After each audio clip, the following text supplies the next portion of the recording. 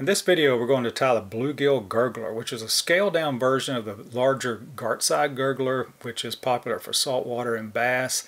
And we're tying in a size 8 today, which is kind of a crossover size between a bass size and a panfish size.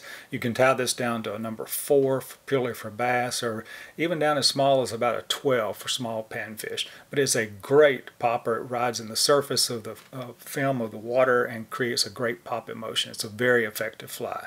So let's get started. For a hook, I'm using a 2x long nymph hook. This is a size 8, which is a great crossover size for both panfish and bass. Large enough to tempt a bass, but small enough to catch panfish. You can tie this down to about a 12, maybe as big as a 4. I start my thread, and I'm using UTC 140 denier in olive, about an eye length back from the eye, and make fairly close wraps all the way back to the barb of the hook, and then I bring my thread forward to about the point and just let it hang at the point. The tail on this fly is Sculpin Olive Marabou, and this is a piece of woolly bugger Marabou. I like the fuzziness of it, and I like my tails on poppers about a full hook length, and I transfer that measurement back to my thread point. And I'm going to go ahead and trim it just to make things a little neater there. Take a few wraps, bind that marabou down, and let's tie it all the way back to the hook point. And let's just tie down some of those fuzzies there. That's fine. And we take our thread back to that, not hook point, rather the hook barb. Leave it at the hook barb. It's a fairly sparse tail, because this is a size 8 hooks, not that big. And you can add flash to the tail if you like, or even legs. But I'm going to add a hackle collar. This is a rooster saddle. Comes from a hairline and a half saddle, and it's not quite as stiff as prime dry fly hackle. And you notice there's a curve to it, and I want that curve facing the hook. And I tie it down about an inch from the tip, and then tie down forward to, again, about the point of the hook, and trim any excess off.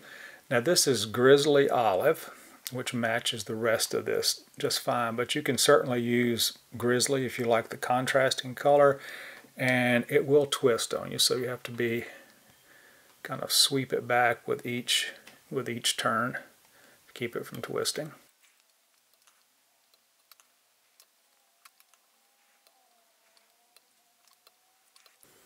And when I reach my thread point, which is about 8 or 10 wraps, I take a couple of wraps over the hackle. Don't worry about trapping anything down to secure it. Then a couple of wraps in front. And then we're going to trim that hackle off. And we'll grab those few little fuzzies, but we're actually going to cover all that up with dubbing. So I sweep this back just to make things a little bit neater here, and leave my thread right in front of my hackle collar. Now the next material is our body of the fly, and this is 2mm craft foam. There's 2 pieces of it, a tan and a green, glued together with 3M adhesive, and I have trimmed it to about a hook gap in width, and then I've made a point on one end, our tie-in point, at about a 40 or 45 degree angle. Now we lay this foam. I want the brown to be down, so I actually tie it with the brown up. So I lay the foam where the base of my angle is right against my hackle.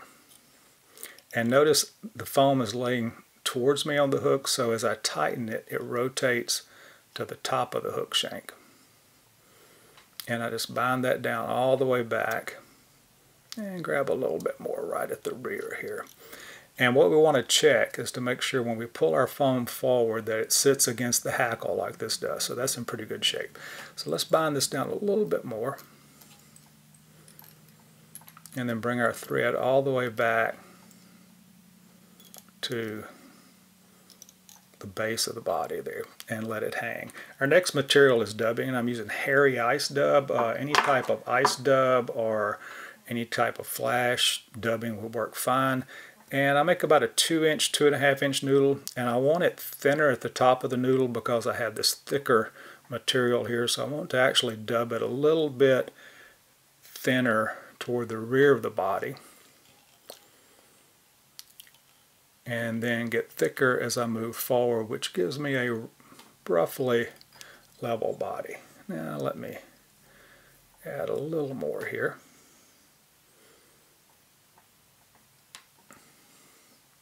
So I dub forward to about that point where I originally started my thread. Now we simply pull our foam body over. We don't want to pull it tight. We want a little hump to it. So I'll leave a little hump in it and hold it and take a couple of loose wraps of thread, tighten it down, a couple of more loose wraps, tighten it down until it's bound down well. Then straighten my foam out. And we have a nice buggy underbody. You can trim that if you like. I actually like that buggy underbody. And now we need to trim off this excess foam. And I'm going to put my scissors against the hook eye and perpendicular to the table. Not perpendicular to the foam, but perpendicular to the table. And then just trim straight across. And that will give me this nice angle that creates that popping sound in the water. Our final material will be our rubber legs, and these are just plain medium black round rubber legs. You can use any color you like. And I like to just push them against the thread and bring it to the near side against the foam and take a few wraps. And you'll notice as I wrap, it pulls those legs together. That's because of this narrow gap where my thread is. If you want your legs splayed out more, just create a little wider thread base here and they won't pull together. But for poppers, I actually like mine pulled together like that. So I'm going to rotate this up a bit where you can see it a little bit better. And so I'll pull these onto the opposite side and take a few thread wraps, tighten down, and let's turn it over and make sure they're placed right. They need to come up just a little bit. They need to be up on the side of the body there. Alright, and now the only remaining thing is to whip finish. So to get these legs out of the way, I'm going to pull them back and use a little small hair clip to hold them back out of the way while I whip finish. And to whip finish, I just pull the head up out of the way, which will expose that eye, and give it, a 5 or 6 turn whip finish. There we go. That'll work. Get out. There we go. And then trim off that excess thread and release my legs. I do have one errant fiber there that I'm going to grab. Okay. Now, to trim the legs to length, I just take all 8 of them and pull them straight up.